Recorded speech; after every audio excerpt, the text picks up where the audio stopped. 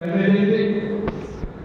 కూడా ఈఎన్సీ గారు చెప్పి ఈ వర్షకాలం తర్వాత టెండర్ అవుతుందని మీకు సభముఖంగా అందరికీ తెలియజేస్తున్నాను. మీ headquarter Narsapur headquarter పోవడానికి ఇప్పుడే సోదరులు చెప్పారు డబల్ రోడ్ కావాలని. కానీ మన దురదృష్టం ఏమంటే మొత్తం ఇక్కడ ఆ తండ అంజలి తాండా సాయినగర్ తాండా తిమ్మాపూర్ నుంచి పోతే మొత్తం జంగలే ఉంది. ఆ రిజర్వ్ ఫారెస్ట్ ఉంది. రిజర్వ్ ఫారెస్ట్ నుంచి క్లియరెన్స్ రాజుకి మనకు చాలా ప్రాబ్లం వస్తున్నది.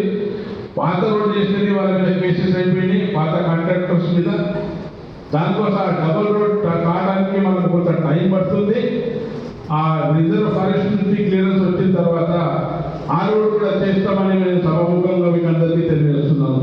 ఇక ప్రతి విలేజ్లో సీసీ రోడ్స్, ఇక మురుపెల్లి సోదరులు కూడా చెప్పారు సీసీ రోడ్స్ కావాలా, అక్కడ పోవడానికి రోడ్డు కూడా కావాలా. మరలా మురుపెల్లి నుంచి మహారాష్ట్ర అప్పలపేట కూడా రోడ్డు కావాలని ఎన్నోసార్లు చెప్పడం జరిగింది. అది కూడా నేను ఈఎన్సీ దగ్గర పెట్టడం జరిగింది. అది కూడా త్వరలోనే కంప్లీట్ చేస్తామని అని మీకు అందరికీ తెలియజేస్తున్నాను.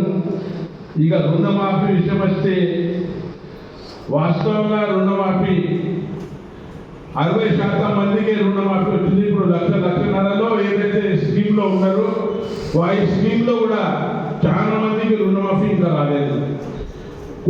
కొందరికి ఆధార్ కార్డు తప్పుంటే, మన లోన్ రెన్యువల్ చేయకుంటే ఎన్నో సమస్యలు అక్కడ గవర్నమెంట్ చెప్పడం జరిగింది. ఆ సమస్యల కోసం గ్రీవెన్సీ అని ప్రతి మండలంలో గ్రీవెన్సీ అగ్రికల్చర్ ఆఫీసర్ దగ్గర గ్రీవెన్సీ అని పెట్టడం జరిగింది. మీ ఏ సమస్య ఉన్నా మీకు లోన్ ఎందుకు ఆగిందంటే వాళ్ళని చూపిస్తే ఆ గవర్నమెంట్ నుంచి క్లియర్ చేసి వాళ్ళకు కూడా లోన్ మన రుణమాఫీ చేయడానికి సిద్ధముందని అని మీకు అందరికీ తెలియజేస్తున్నాను. మిత్రులారా, నేను గెలిచిన తర్వాత నా ఆలోచన ఒకటే ఉండే, వైద్య విద్య ఎడ్యుకేషన్ నుంచి నేను డెవలప్మెంట్ చేయాలని.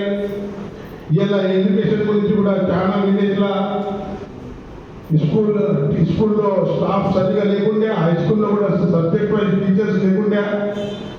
నేను మరీ గవర్నమెంట్కు చెప్పుకుంటా, దాదాపు మా నియోజకవర్గంలో ఎన్ని హై స్కూల్స్ ఉన్నాయి, ఒక 10% ఇష్టమైతే 90% హై స్కూల్స్లో అన్ని సబ్జెక్టుల టీచర్స్ కూడా రావడం జరిగింది. పిల్లగాళ్ళ చదువు మంచిగా కావాలని ధ్యేయంతో. అదేవిధంగా ఎస్టీబీటీ ఏదైతే టీచర్స్ ఉన్నారో వాళ్ళు చాలా తక్కువ ఉన్నారు. సెప్టెంబర్లో 2nd వీక్లో న్యూ అపాయింట్మెంట్స్ అవుతున్నాయి.